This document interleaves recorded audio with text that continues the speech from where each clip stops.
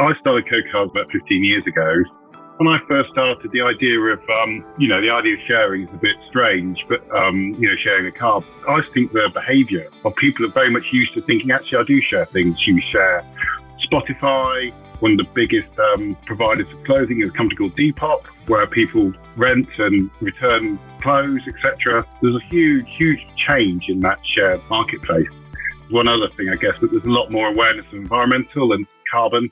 And actually, if you share something, it doesn't cost you the money to buy. We did look at various different ways of raising money. As being a cooperative, we can't give a percentage of the company away. It's very egalitarian decision making. And also in terms of when you become a shareholder, you own a value, but you don't own a percentage of the company. You've still got one member, one vote. So that has its own challenges, but also its own opportunities.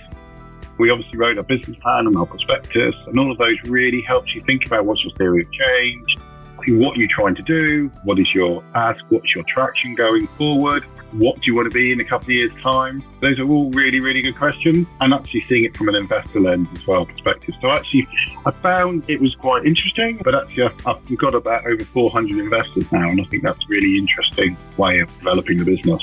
I think we do get some really good people, and I think that for purpose has its benefits because it brings a lot of people who are willing to do things for you because they like the ethos of what you're trying to achieve.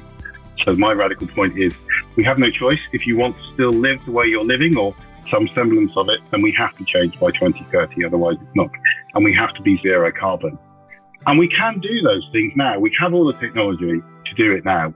It's just the behaviour and the inbred sort of elements of structural legacy and institutional setup that we have at the moment.